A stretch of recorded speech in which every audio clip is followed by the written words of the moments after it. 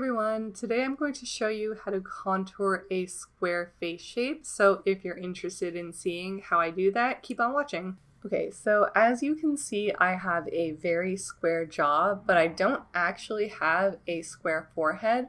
So I'm going to go through some techniques that you can use if you have a completely square face, but I am going to adjust it later for my own face shape. To correct the shape of our face, I'm going to be using the Westman Altier contour stick, and basically what we want to do is just sort of cut the angles of the squareness where we can. So we're going to cut sort of like this, and if you have a square forehead, you're going to do the same over here. So the contour lines are going to look like this, and that's where we're going to start.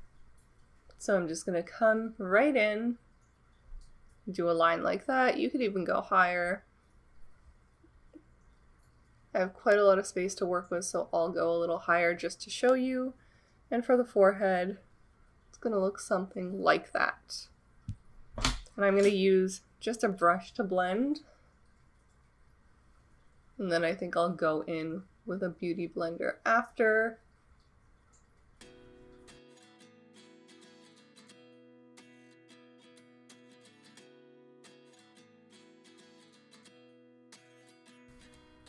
Now that I've blended out the bulk of the contour, I'm going to very carefully bring it a little bit forward up to my chin and start blending out even farther up.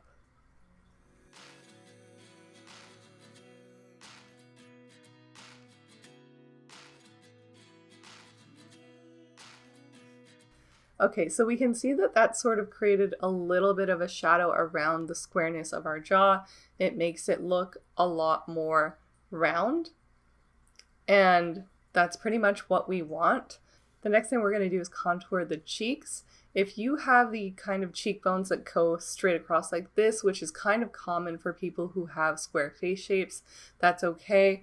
What you want to do is just make the contour a little bit more downward angled, and for those of you that have a more horizontal cheekbone, what that might mean for you is that you follow the hollow here, but you actually put the contour on top of your cheekbone here.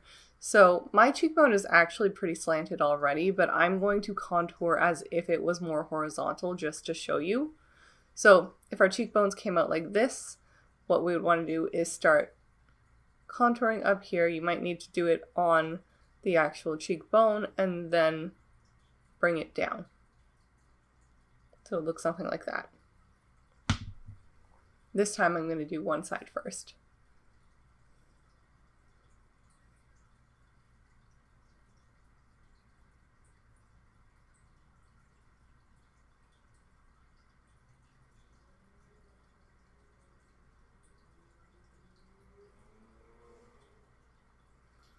Okay, so you could see even on my face shape with my cheekbones were already an okay angle, but they actually look far more angular on this side where I've contoured starting at the top of my cheekbone and following the hollow as I get closer to my mouth.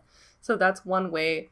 You can also add some length to your face. Instead of making all the features sort of look like this and look very wide, you can make them look slimmer and more angled and slender. I'm just going to go ahead and do the same on the other side here.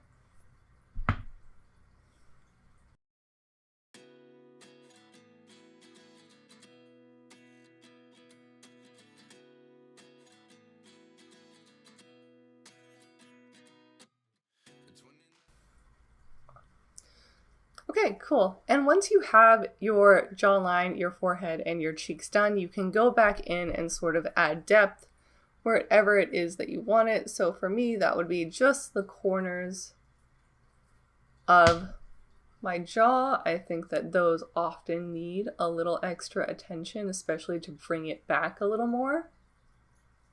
And once you're happy with how the contour looks, you can follow the same lines and the same patterns for your baking powders, whether that be highlight powders or just setting powders. You can follow the same shape over here on your cheeks with your blush and your highlighter, and the same on your forehead as well with your baking powder or highlighter. I'm just going to show you really quickly how I would do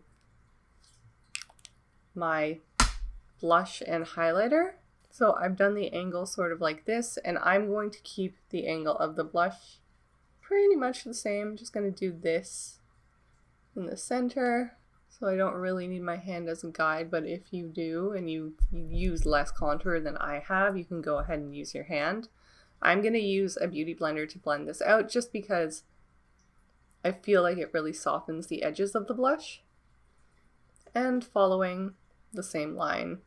This may mean that your blush goes way above where your cheekbone actually is, but that's okay because the point is not to follow your actual bone structure here, it's to create something sort of new.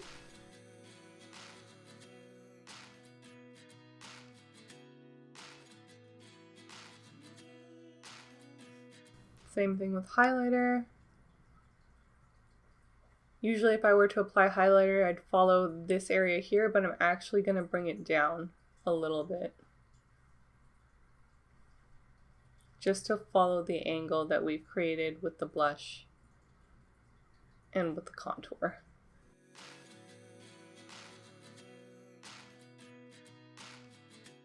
And you can just repeat applying these products until you're happy with the way the makeup looks. And that's it. Thank you so much for watching. I hope you learned something new today, and I'll see you again next time. Bye!